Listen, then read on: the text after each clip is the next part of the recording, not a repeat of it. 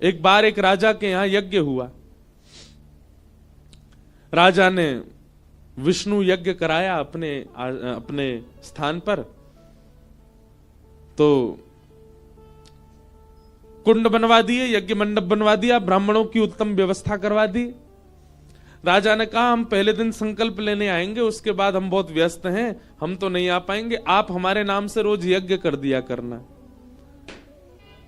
बहुत सावधानी से सुनो, और हम सत्य बता रहे हैं। अगर कोई अगल बगल वाला श्रोता सो जाए और आप उसको सोने की अनुमति दे रहे हो तो आपका पुण्य भी घटेगा कथा का। कोनी मार के हिला के उठा दिया करो उसको, तभी आपका भाव श्रेष्ठ सुदृढ़ बना रहेगा। तो एक राजा के यहां पर यज्ञ हुआ। ब्राह्मणों से कह दिया कि हम तो केवल एक ही दिन आ पाएंगे, रोज आना हमारे लिए असंभव है। ब्राह्मण बोले कोई बात नहीं, आप संकल्प करके चले जाओ। और संकल्प करके राजा वहां से प्रस्थान कर गए। अब ब्राह्मण रोज राजा के नाम से संकल्प करके हवन यज्ञ करते थे।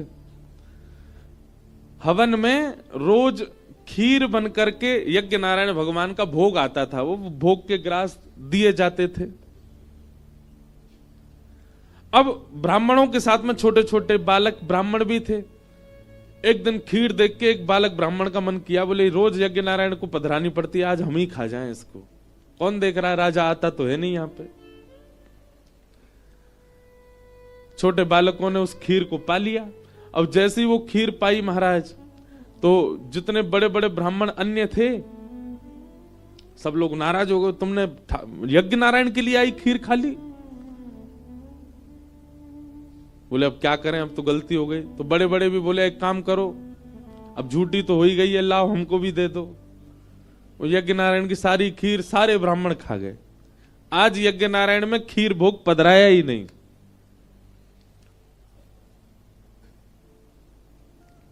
अगले दिन जैसे ही वे यज्ञ के लिए बैठे, ब्राह्मण थोड़े डर तो रहे थे, यार राजा को पता नहीं चल जाए कि हमने ऐसा किया है, नहीं तो सबके सर धर से अलग हो जाएंगे। परंतु दूसरे दिन ही घोषणा हुई, बोले सावधान हो जाएं सब ब्राह्मण देवता, आज यज्ञ में राजा आ रहे हैं। तो सब ब्राह्मण डर गए, बोले उसको किसी ने बता दिया लगता है कि खीर हमने पा ली है। जय। बहुत ध्यानपूर्वक सुनिएगा। तो महाराज राजा को पता चल गया कि ब्राह्मणों को लगा कि कहीं राजा को पता तो नहीं चल गया कि खीर हम लोगों ने पा ली है। और घोषणा हुई, बोले सब ब्राह्मण सावधान हो जाएं, आज यज्ञ में राजा आ रहे हैं आहुति डालने। ब्राह्मण तो बेचारे सबरे घबरा गए। अब घबराहट के मारे मुखमंडल पर वो घबराहट दिखने लगी सबके। राजा आए, आकर के सब ब्राह्मणों को प्रणाम करके बोले आप लोग यज्ञ निश्चित ही बड़े आनंद से कर रहे हैं रोज, हम व्यस्तता के कारण रोज तो नहीं आ पा रहे हैं, परंतु हम आप सब लोगों से जानना चाहते हैं कल के यज्ञ में कुछ तो अलग हुआ था। ब्राह्मण बोले अब मरे हम। अब ये राजा तो ये कुछ देखता नहीं है, ब्राह्मण है कौन है, वो तो सीधा दंड देता है। सब ब्राह्मण बोले भैया छुपाने में कोई फायदा नहीं है, जितना छुपाएंगे उतना बड़ा दंड मिलेगा, इससे बढ़िया तो सत्य बताओ राजा को। सब ब्राह्मण बोले देखो राजन, गलती मानवों से हो ही जाती है। राजा बोले क्या गलती होगी, हमें बताइए ना। बोले कल रोज यज्ञ नारायण के लिए खीर प्रसादी आती है और उसकी आहुति यज्ञ में डाली जाती है, परंतु हमारे साथ छोटे छोटे विप्र ब्राह्मण भी हैं, बटुक ब्राह्मण हैं, ये सब लोग यज्ञ की विधि सीखने के लिए साथ में आए हैं। कल इन लोगों से थोड़ा अपराध बन गया, वो यज्ञ नारायण के लिए जो प्रसादी खीर आई उसमें से इन लोगों ने थोड़ा ग्रास पा लिया। अब फिर हमको लगा कि जब झूठा हो ही गया, यज्ञ नारायण को पधराना ही नहीं है, सब लोग पालो। हम सब ने कल यज्ञ नारायण की खीर प्रसादी हम लोगों ने ही पाली, कल ये अपराध हमसे बन गया। राजा ने कहा इसी वक्त यज्ञ विश्राम कर दीजिए, पूर्णाहुति कर दो अभी। ब्राह्मण बोले ऐसा मत करो, नहीं नहीं हम बहुत अच्छे से करेंगे, हम एक यज्ञ अपनी तरफ से कर देंगे, आपका कोई खर्चा नहीं होगा, आप नाराज मत हो। बोले हम बिल्कुल नाराज नहीं है, पर हम कह रहे हैं अभी इसी वक्त यज्ञ विश्राम कर दो। अरे अभी तो राजन 5 दिन का यज्ञ बचा। बोले नहीं 5 दिन आप रहो यहीं पे, 5 दिन यज्ञ नहीं होगा, 5 दिन केवल आप लोग प्रसाद पाओ, प्रसाद वाला यज्ञ ही करो। सुबह उठ के नाश्ता पाओ, दोपहर में भोजन पाओ, रात्रि में प्रसाद पाके सो जाओ। कोई यज्ञ नहीं, केवल प्रसाद पाने रुकिए हमारे राजमहल में। ब्राह्मण बोले आप नाराज हो गए हमसे। बोले बिल्कुल नाराज नहीं है, हम अपनी बात बता रहे हैं।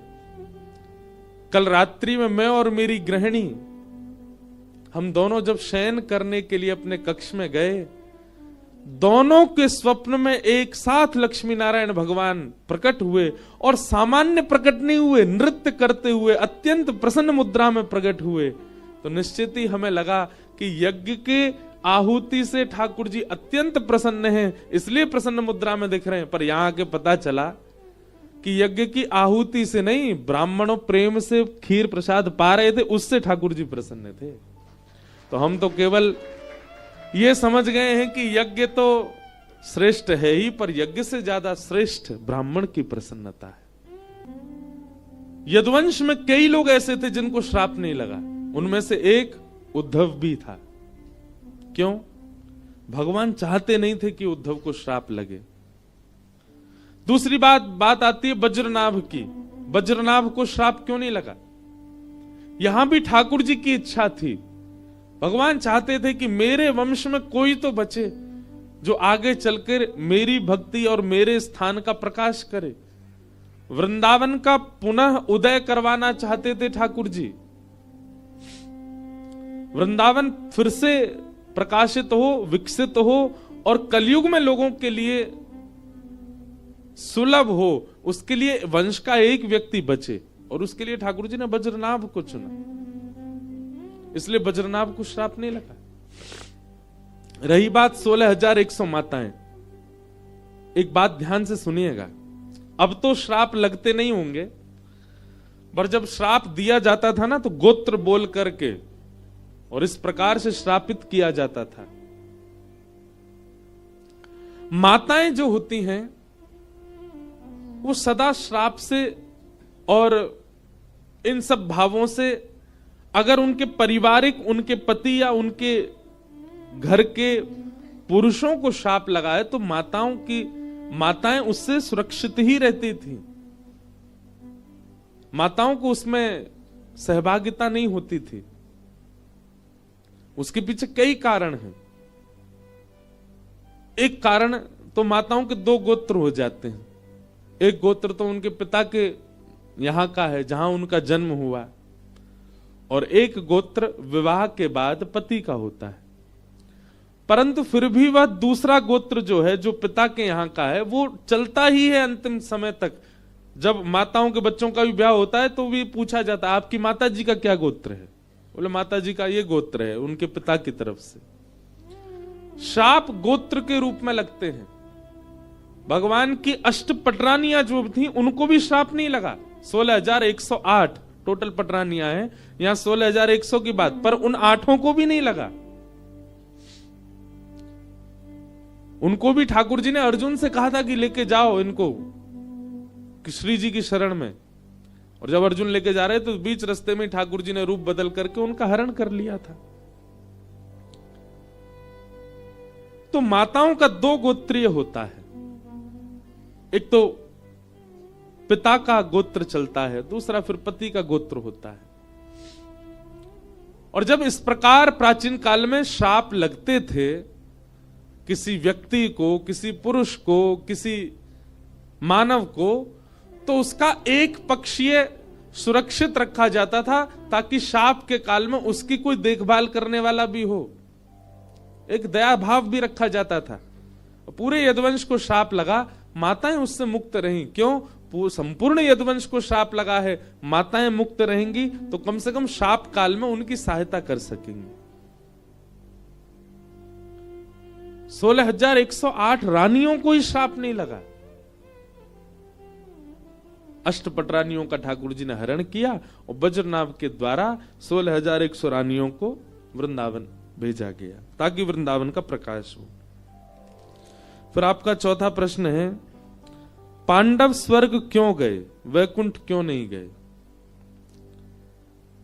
ऐसा नहीं है। पांडव पहले स्वर्ग भी गए हैं और अपने कर्मानुसार उनको नरक का दर्शन भी करना पड़ा। एक क्षण के लिए युधिष्ठिर को भी नरक देखना पड़ा था।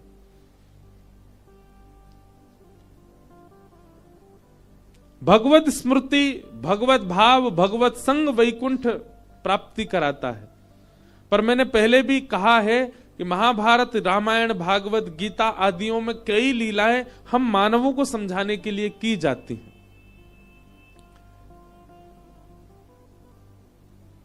पुण्य यदि आपके जीवन में रह जाएंगे तो आपको स्वर्ग जाना पड़ेगा।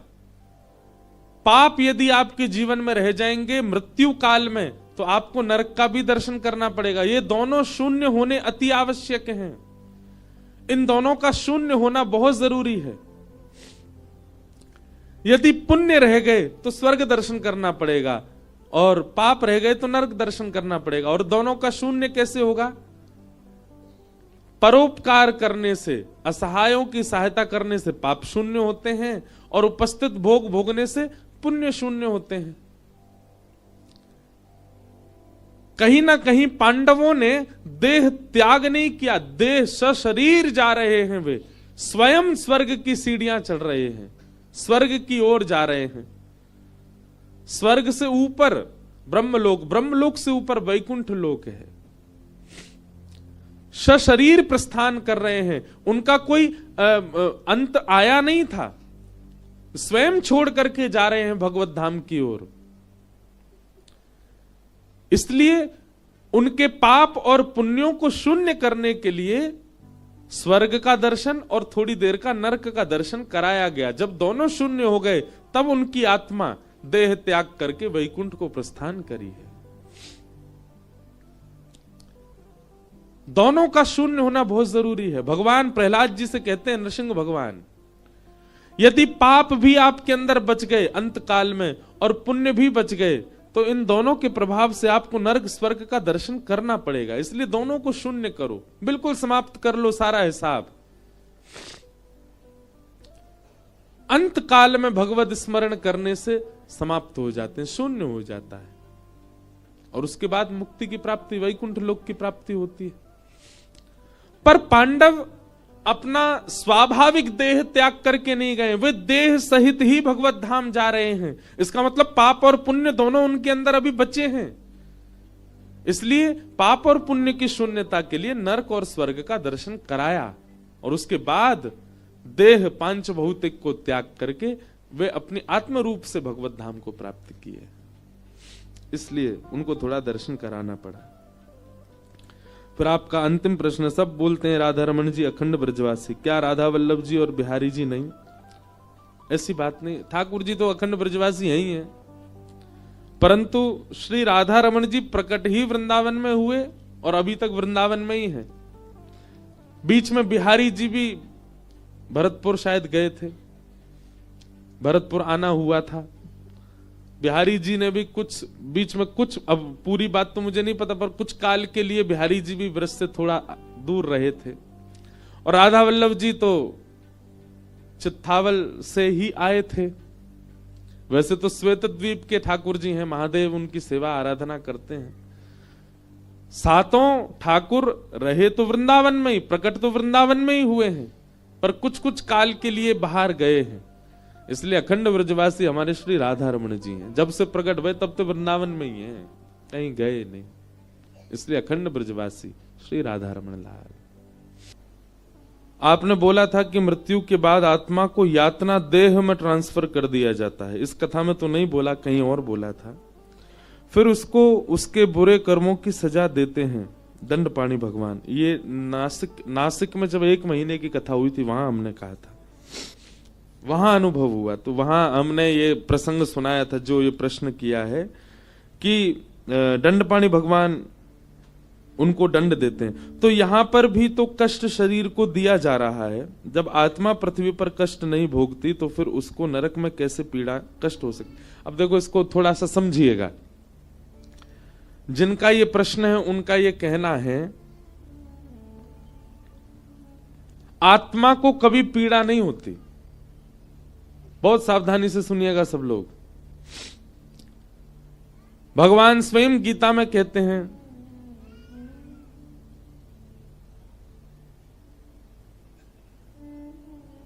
आत्मा को कोई जला नहीं सकता, कोई भिगा नहीं सकता, कोई कष्ट नहीं दे सकता, कोई पीड़ा नहीं दे सकता। नैनम छिद्रन्ति शस्त्राणि नैनम दहति पावक। वो आत्मा है, उसको कोई शस्त्र काट नहीं सकता, वो अग्नि में जलती नहीं। लेकिन इस संसार में जो पीड़ा हमको अनुभव होती है वो देह को होती है, आत्मा को नहीं होती। और फिर उसके बाद जब हमारे कर्म बुरे होते हैं, तो कर्म बुरे होने के बाद जब हम शमशान को चले जाते हैं, मृत्यु हमारी हो जाती है, उसके बाद नरक और स्वर्ग की यातना कौन भोगता? क्योंकि यातना को, आत्मा को तो कुछ भी अनुभव नहीं होता। तब कहते हैं अगर हमें नरक जाना होता है तो यातना देह प्राप्त होता है, और स्वर्ग जाना होता है तो भोग देह मिलता है। यातना देह का स्वरूप ऐसा है कि वो यातना से कष्ट तो पूरा होता है, पर उस यातना देह का नाश नहीं होता, वो मरती नहीं है, उसको कितना भी कष्ट दे दो। और भोग देह में खूब भोग भोग लिए जाते हैं, परंतु वह भोग देह कभी भी मोटा नहीं होता, पतला नहीं होता, जर्जर नहीं होता। आत्मा को पीड़ा नहीं होती, आत्मा को सुख नहीं मिलता, पर आत्मा को यह अनुभव कराया जाता है कि तुम्हारे द्वारा किए गए कर्मों से देखो ये देह कितनी यातनाएं भोग रहा है। जैसे गाड़ी में एयरबैग होते हैं, बहुत ध्यान से सुनना, गाड़ी में एयरबैग होते हैं, जितनी हाईटेक गाड़ी उतने ज्यादा उसमें एयरबैग होते हैं। व्यक्ति सीट बेल्ट लगा करके बैठ जाता है, और कभी यद्यपि भगवान ना करे उसका एक्सीडेंट हो तो एयरबैग खुल जाते हैं, गाड़ी बाहर से नष्ट होती है पर वो व्यक्ति बच जाता है। ठीक यही आत्मा के साथ है।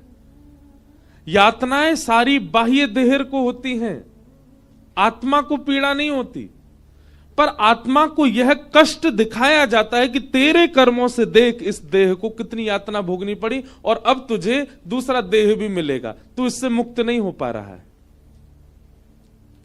उसको बार बार यह, अब गाड़ी ठुक जाएगी, गाड़ी अगर पूरी नष्ट हो जाएगी तो दूसरी लेनी पड़ेगी ना, खर्चा तो भीतर बैठे व्यक्ति का ही हुआ।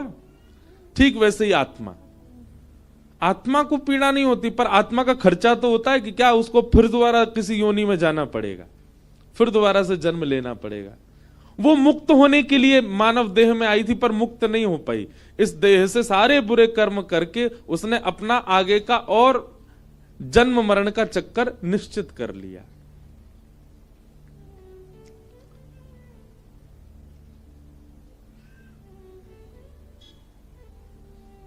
तो आत्मा को कष्ट नहीं होता, आत्मा को सुख नहीं मिलता, आत्मा को पीड़ा नहीं होती, पर आत्मा का एक शोक बना रहता है कि वो मुक्त होने आई थी इस संसार में पर मुक्त नहीं हो पाई। यातना पूरी देह को प्राप्त होती है। फिर रही बात, तो स्वर्ग और नरक जाना आवश्यक क्यों है? आत्मा के साथ एक सूक्ष्म मन भी तो है हमारा। उस मन को उसके किए का दंड भोगने के लिए स्वर्ग भेजा जाता है, नरक भेजा जाता है, आदि आदि क्रियाएं होती। बहुत गंभीर प्रसंग है ये। फिर आपका दूसरा प्रश्न है कि जब सुखदेव जी ने पहले ही महादेव से द्वारा कथा सुन ली थी तो फिर निर्गुण भगवान की उपासना क्यों कर रहे थे? नियम से नहीं सुनी। महादेव त्रिशूल लेकर के क्यों भागे सुखदेव जी के पीछे? क्योंकि व्यास मंच के पीछे बैठ के सुन रहे थे। भागवत के जो नियम होते हैं, जो भागवत का स्वरूप होता है, उस स्वरूप से सुखदेव जी ने कथा का श्रवण नहीं किया। यदि उस स्वरूप से कथा का श्रवण करते तो उनको निर्गुण उपासना की आवश्यकता नहीं होती। फिर परीक्षित के उद्धार के लिए ठाकुर जी किसी और को बानक बनाते। क्योंकि उन्होंने नियम से कथा का श्रवण नहीं किया। जो नियम होना चाहिए, जो भाव होना चाहिए, उस भाव से वे कथा श्रवण नहीं कर पाए। और दूसरी बात, व्यास ही नाराज हो गए कथा सुना के श्रोता से, उस श्रोता का कल्याण कैसे हो? एक बात बहुत ध्यान से सुनिएगा, प्रयच्छति गुरु प्रीतो वैकुंठम योग दुर्लभम। कल्याण में व्यवस्था जितनी सहायक होती है, उससे भी कई गुना ज्यादा सहायक होता है गुरु की प्रसन्नता। आपने व्यवस्थाएं तो बहुत कर ली, पर गुरु प्रसन्न नहीं है तो आपका वह यज्ञ सफल नहीं हो सकता। आचार्य प्रसन्न नहीं है तो यज्ञ सफल नहीं हो सकता। और हम बहुत सावधानी से इस बात को कह दें, विवाह में ब्राह्मण प्रसन्न होकर के नहीं जाता, इसलिए विवाह भी सफल नहीं होते। लोग इस बात को भूल जाते हैं कि गुरु प्रसन्नता, ब्राह्मण प्रसन्नता, विप्र प्रसन्नता, संत प्रसन्नता, वैष्णव प्रसन्नता, ये बहुत आवश्यक है। अब लोग बाग कई कथा कराते हैं हमसे, आजकल हमको लोग बोलते हैं महाराज जी हमारे यहाँ प्राइवेट कथा कर दो, बस हम ही सुनेंगे, हमारे परिवार वाले। हम कहते हैं इसका कोई लाभ नहीं मिलेगा आपको। क्यों?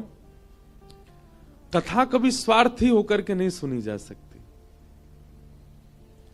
समहिता, भागवत जी को समहिता नाम कहा, सम्यक हितम यासा समहिता, सबका हित करे, सबके लिए जो है वो समहिता है।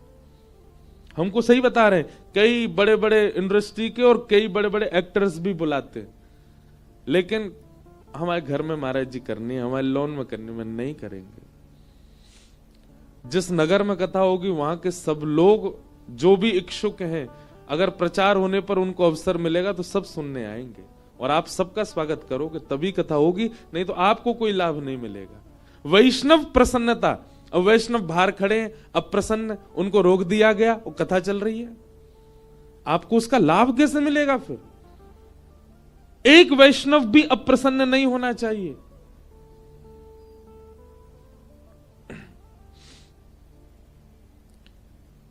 नहीं तो आपका कितना भी व्यवस्थित क्रम क्यों ना हो, उसका लाभ मिल ही नहीं सकता आपको। सुखदेव जी ने भले ही महादेव से कथा सुनी, पर महादेव रुष्ट हो गए उन पर। कैसे कल्याण होगा इस श्रोता का जिससे व्यास ही नाराज हो गया हो? इसलिए शुकाचार्य जी को 12 वर्ष तक वेदव्यास जी की पत्नी के गर्भ में रह करके चिंतन करना पड़ा। 12 वर्ष बाद वेदव्यास जी ने जब उनको कथा सुनाई, तब उनको ब्रह्म का चिंतन नष्ट हुआ और श्री कृष्ण का चिंतन प्रारंभ हुआ। तब ही उनकी कथा से परीक्षित का उद्धार हुआ। तो गुरु प्रसन्नता बहुत आवश्यक है भगवत प्राप्ति में। आचार्य प्रसन्नता बहुत आवश्यक है। हम सत्य बताएं, 7 दिन में तो पूर्णता करना असंभव है। हम तो प्रतीक्षा कर रहे हैं फिर से कब हमारी 1 महीना की कथा हो, 1 महीने का सत्र हो, इतना आनंद आता है। और नासिक में जो सत्र हुआ, श्रीदत्त धाम नासिक में गोदावरी जी के तट पर, उसका तो मैं कभी जीवन भर अनुभव बता ही नहीं सकता। अद्भुत था। वहां महाराज जी ने अनुष्ठान में भी हमको बैठा रखा था। तो नियम था हमारा, सुबह ब्रह्म मुहूर्त में गोदावरी जी का स्नान, फिर सूर्य उदय से सूर्यास्त तक मौन, सूर्य उदय से सूर्यास्त तक मौन रहना, और 30 दिन तक जितने दिन कथा चले किसी का स्पर्श नहीं करना। ये स्पर्श और कथा के पहले और कथा के बाद का जो मौन है, ये महाराज जी ने ही हमको आज्ञा दी, दत्तधाम वाले महाराज जी ने। तब से हम मना करते हैं कि आप हमें प्रणाम छू के नहीं करो, दूर से ही कर लो। कम से कम कथा में हम अपरस में रहें, बाकी समय तो ऊधम ही मचाते हैं हम। और कथा के प्रारंभ में और कथा के विश्राम में मौन रहते हैं, 1 घंटा 1.5 घंटा। तो उस कथा का अनुभव हमें वैसे बोलना तो नहीं चाहिए मंच से, क्योंकि रस बांटवे से रस घटता है। पर आप सबका दृढ़ विश्वास हो अनुष्ठानों के प्रति, नियमों के प्रति, इसलिए कह रहे हैं। हमारे पूज्य नाना जी 2015 में जब पहली बार हमने कथा की, बस वही श्रवण की उन्होंने, उसके बाद उनका भगवत धाम गमन हो गया, जबकि उन्हीं की कृपा से हम बैठे व्यास मंच पे। हमने अपने नाना जी का अनुभव किया उन 1 महीने में कि नाना जी वहीं विराज रहे हैं क्या, ऐसा उनका दर्शन हुआ। पूज्य पिताजी महाराज के गुरुदेव श्री रामानुज प्रपन्नाचार्य गुरु जी, जिनका मुझे स्मरण नहीं, 6 महीने की अवस्था थी मेरी जब उनका भगवत धाम गमन हुआ, गुरुदेव का अनुभव हुआ वहां पर। जब प्रातःकाल स्नान के बाद हम गायत्री जप में बैठते थे, पूरे कक्ष में अंधेरा, केवल एक दिया गायत्री मैया के सामने जला के गीले वस्त्रों में और पाटे पर बैठ करके जब जप करते थे, उस समय अनुभव होता था कई देव ब्रह्मनिष्ठ वैष्णवों का। उस समय रोंगटे खड़े होते थे, तो ऐसा लगता था कुछ हुआ, और जब थोड़ा तन हिला के देखते तो अंतरंग आत्मा में, अंतरंग भाव में वैष्णव दर्शन होते। नाना जी का हुआ, गुरुदेव का हुआ। गुरुदेव का तो हमें स्मरण भी नहीं, वो बोलते कैसे थे, चलते कैसे थे, हिलते डुलते कैसे थे। 6 महीने का था मैं, बस उनका चलते फिरते दर्शन हुआ। ये अनुष्ठान का बल, ब्रह्मचर्य का बल, नाम जप का बल, मौन का बल, स्पर्श का बल। इस प्रकार आपके सब प्रश्नों को हम प्रणाम करते हैं। अनेक प्रश्न आते हैं, कई बार तो कथा ऐसी होती है 3 घंटा प्रश्नों में ही निकल जाती। बंधुओं देखो, विवाह के लिए 2 होना आवश्यक है। एक व्यक्ति विवाह नहीं कर सकता है तो स्वाभाविक बात है, इसका कोई प्रवचन भी नहीं करना है, परंतु भगवत भाव में श्री जी और ठाकुर जी का जब विषय उठता है तो श्री जी और ठाकुर जी अलग नहीं है, एक ही हैं।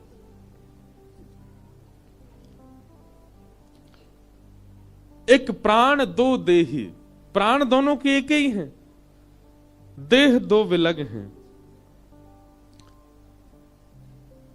लेकिन रुक्मणी जी के तो प्राण भी अलग हैं, इसलिए विवाह विलग से होता है, एक से ही नहीं होता।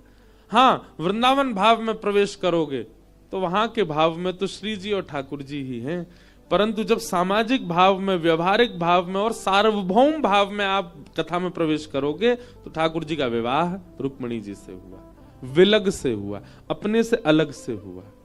रुक्मणी लक्ष्मी है, ठाकुर जी नारायण है। भगवान का विवाह लक्ष्मी के साथ में होता है। रुक्मणी जी के साथ में ठाकुर जी का प्रथम विवाह। दूसरा विवाह ठाकुर जी का हुआ जामवंत की पुत्री जामवती के साथ।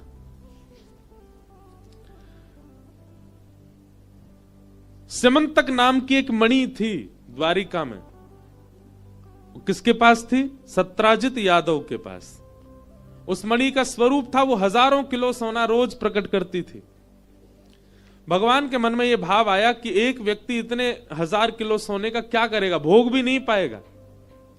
एक दिन में जितना सोना प्रकट करती है, इतना सोना पूरा जीवन भर भी लगा दे तो भी भोग नहीं पाएगा, लेकिन ये तो प्रत्येक दिन इतना सोना प्रकट करती है, अकेला व्यक्ति इसका क्या करेगा? तो भगवान ने मार दिया और मणि लेकर के भालू चला गया, मार दिया और मणि लेकर के भालू चला गया।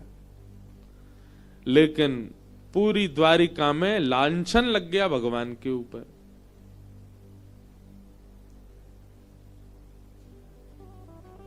सब द्वारिका के लोग बोले, द्वारिकाधीश कृष्ण मणि मांगने के लिए गए थे प्रसेन के पास और प्रसेन ने देने से मना किया, तो द्वारिकाधीश ने ही सत्राजित के भाई प्रसेन को बंदी बना के मणि अपने पास ही रख ली होगी। ऐसा कभी कभी होता है ना कि आप कुछ गलत नहीं कर रहे थे, आपने केवल उस बात की चर्चा की, करके कोई और चला गया, तो लोगों को ये शंका हो जाती है, वो बात भी यही कर रहा था, किया भी इसी नहीं होगा।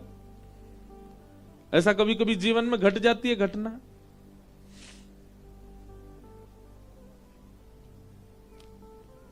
वही बात हो गई, ठाकुर जी ने तो केवल चर्चा की थी, पर मणि का हरण उसी काल में ही हो गया, तो भगवान के ऊपर ही सबका संशय चला गया ये चर्चा कर रहे थे, जरूर इन्होंने ही मणि को अपने पास रख लिया है। भगवान के ऊपर जब इस प्रकार का भाव रखा गया तो ठाकुर जी बोले, भैया ये संसार का नियम है। आज की कथा गृहस्थियों के लिए है।